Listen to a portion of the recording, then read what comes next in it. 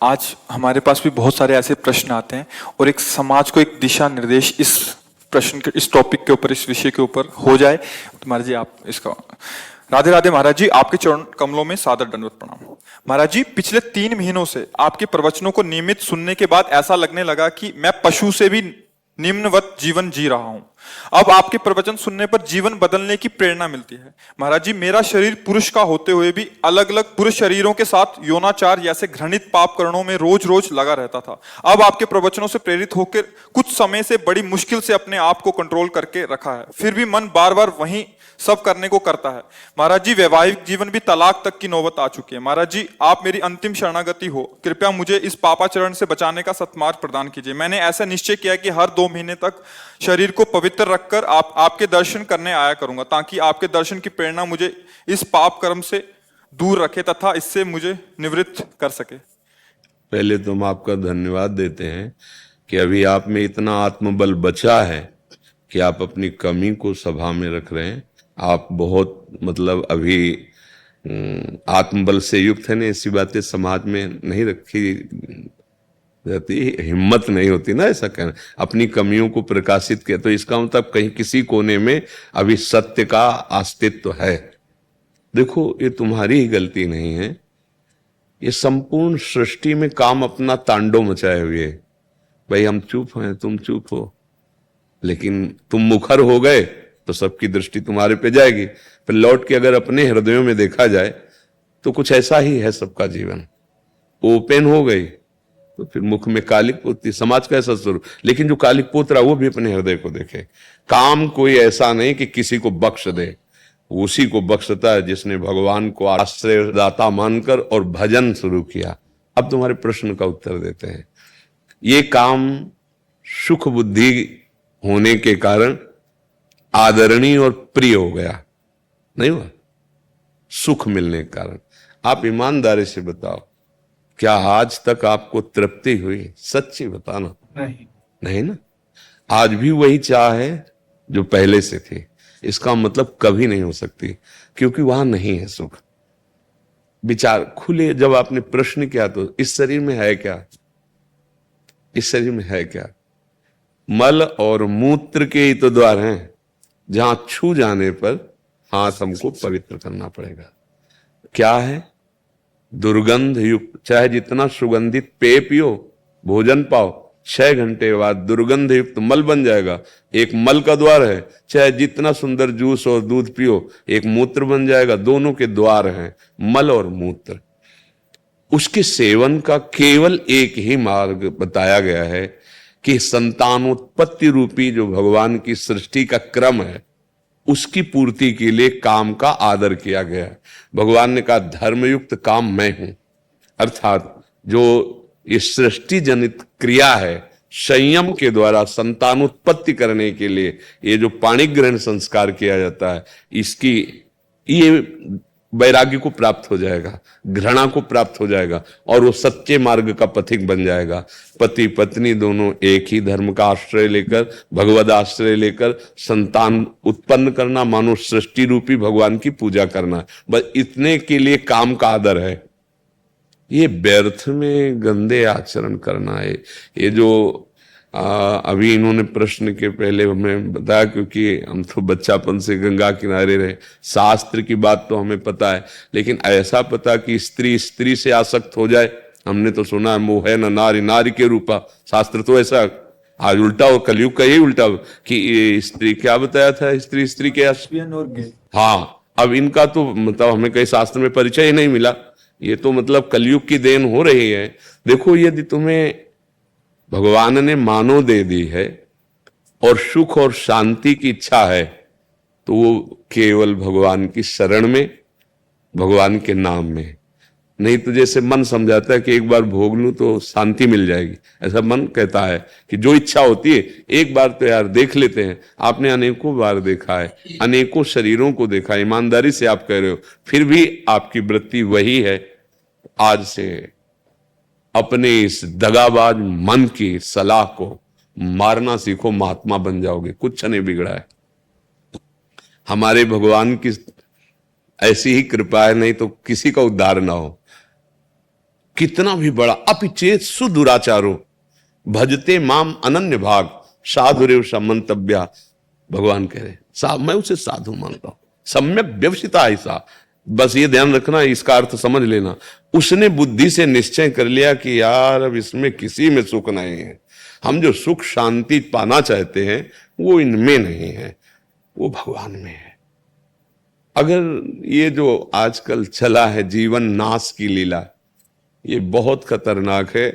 जैसे बच्चे गंदे आदतों में फंसते चले जा रहे हैं। अब नए नए लड़के 30 के हो गए, मुझे ब्याह नहीं करना, माता पिता कहते हैं नहीं। क्यों? क्योंकि उनकी रुचि स्त्री शरीर में नहीं, पुरुष शरीर में है। तो एक काम का आदेश केवल संतान उत्पत्ति के लिए है कि आप संतान उत्पन्न कर लेंगे, नहीं। तो ये जो शक्ति का नाश कर रहे हैं, ये जो अपराध कर रहे हैं, ये तुम्हारी दुर्गति कर देगा। तुम्हारे मनोरंजन के लिए थोड़ी तुम्हारा शरीर मिला है। तुम्हारे शरीर पर तुम्हारा अधिकार केवल सत्कर्म करने के लिए है। अच्छा, तुम अपने शरीर को नष्ट करो, हमारी सरकार को पता चल जाए तो आपको सजा मिलेगी? नहीं मिलेगी। आपके तो हमारा शरीर हम रखें या नष्ट कर दें तो देखो तुम्हारे शरीर पर भी तुम्हारा अधिकार यहां नहीं, यहीं की सरकार आपको अभी हथकड़ी डाल देगी। फिर अलौकिक सरकार, आप मनमानी आचरण करने के लिए नहीं, आपका स्त्री में राग नहीं है, आप ब्रह्मचर्य धारण करते हुए ऐसे तेजस्वी महान बनो, देश की सेवा करो, अपने आत्मा का उद्धार करो। जो फंस गई है दुर्गति में, उसको ऐसा थोड़ी कि गंदी आदतों में फंसा के नारकी होनी। कैसे कैसे, मतलब आप थोड़ी देर विचार करो, कहां तुम सुख ढूंढ रहे हो, कहां ढूंढ रहे हो? अरे पागल, उसमें सुख है। अच्छा, तुम यहां हमारे पास क्यों आए हो? कोई भी, हम क्या लगते हैं तुम्हारे? किस लिए आप यहां आए हो? हम आपसे अगर प्रश्न करें, भले आप उत्तर न दे पाए, लेकिन उसका उत्तर हम देते हैं। आप इस बात के लिए आए हो कि जो मैं कर नहीं पाया वो आप कर लिए, जो मैं नहीं कर पाया वो आप कर लिए। इसलिए हम हाथ जोड़ते हैं और आपसे जानना चाहते हैं कि मैं कैसे निकलूं, जहां नहीं फंसना चाहिए वहां फंस गया। सार बात है ये, कुछ नहीं है। पांच भौतिक शरीर जैसे हमारा तैसे आपका, जो आप भगवान के अंश हो वैसे मैं अंश हूं। पर भगवान की कृपा से बचपन से बात समझ में आएगी कि बहुत जन्म बीत गए धोखे में, ये जन्म बिल्कुल धोखे। ठाकुर कृपा से लग गई ब्रक। 13 वर्ष की अवस्था से लेकर जैसे भगवान ने चलाया आज तक वैसे। ए भाई, हमारी बात जैसे तुमने बताई ना, ऐसे हमारी बात मान लो। हां, सुख मिला, वो सुख मिला जो त्रिभुवन में कभी कहीं नहीं मिल सकता, केवल भगवान की शरण में होकर।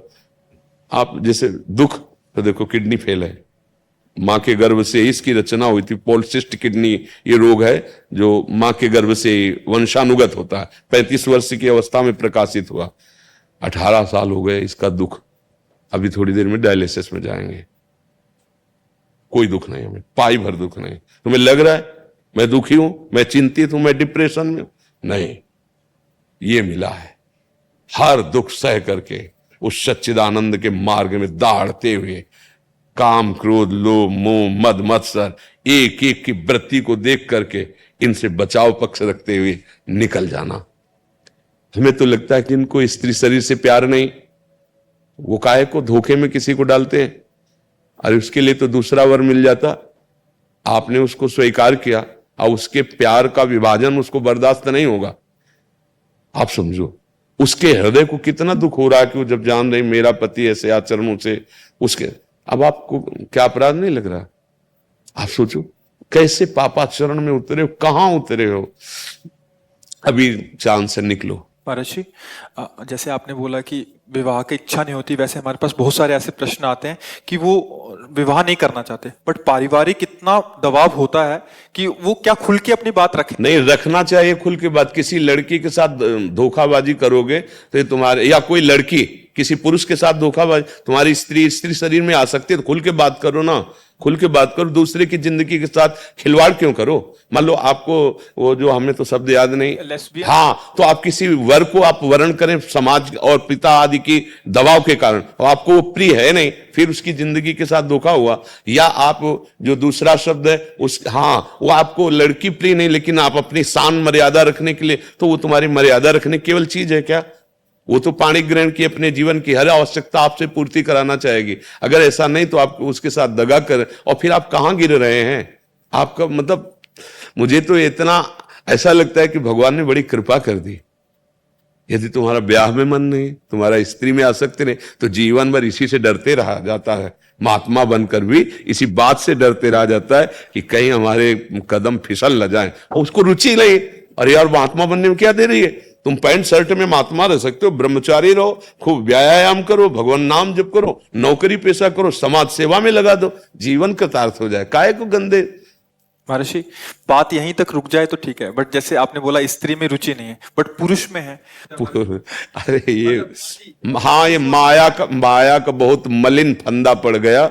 माया को बहुत मलिन फंदा पड़ गया। कामोपभोग में जो ऐसी रति हो गई, बहुत ही हानिप्रद है, बहुत हानिप्रद है। क्योंकि हमारा जीवन केवल कामोपभोग के लिए नहीं है। हमारा जीवन काम पर विजय प्राप्त करके राम की प्राप्ति के लिए है। विश्राम, आत्मबोध प्राप्त करने के, केवल यही सुख हमारे लिए है क्या? भाई, बंदर, कुत्ता, कबूतर, पशु पक्षी सब इसी में लगे हैं। फिर कहा गया, दुर्लभो मानुषो देहो देही नाम क्षण भंगुरहा तत्रापि दुर्लभम मन्येत वैकुंठ प्रिय दर्शनम। बड़ा दुर्लभ मानव देह, इसके लिए दुर्लभ देह बहुत मतलब हानि का विषय है। बहुत पछताना पड़ेगा। अभी श्वासें हैं, काम बना लो। राधा राधा राधा, और अब लो नशानी अब ना न सही हो। कोई भी गलती सुधारी जा सकती है। अभी समय है, अभी प्राण है शरीर पे, नहीं फिर तो चांस ही नहीं है। फिर तो चांस है, जब इन कर्मों का, अगर ये नष्ट नहीं हुए कर्म, और इन कर्मों का आप गुप्त रूप की ये सब बातें मतलब है, संत महात्मा क्यों इस विषय पर जाए? पर भगवान की ऐसी लीला है कि अब ऐसे जिससे संतान उत्पन्न होती है वही वीर है ना। आप किसी भी तरह से उसका क्षय करते हैं तो संतान के हत्यारे हुए कि नहीं? सूक्ष्मता से बताओ। अगर वही यथायोग्य स्थान पर पहुंच जाता तो संतान रचना हो जाती ना। अब आप उसको कहां प्रयोग कर रहे हैं? वही संतान है ना, उसमें जीव है, वो व्यर्थ नहीं है। महापापी हो जाओगे। इसलिए बुद्धि भ्रष्ट हो जाती है और दुर्गति को प्राप्त होते हैं। चाहे अब ये जो शब्द आप बोल रहे हो, ये तुम्हारे सुधार के लिए बोल रहे हैं। यदि तुम्हें स्त्री शरीर प्रिय नहीं, पाणी ग्रहण करने की भावना बिल्कुल मत रखना। क्योंकि केवल पाणी ग्रहण, संतान उत्पत्ति, सृष्टि पूजा के लिए तुम ब्रह्मचर्य रहकर समाज की सेवा कर सकते हो। आप देखो ना अपने देश प्रदेश में है, रहकर कर सकते हो।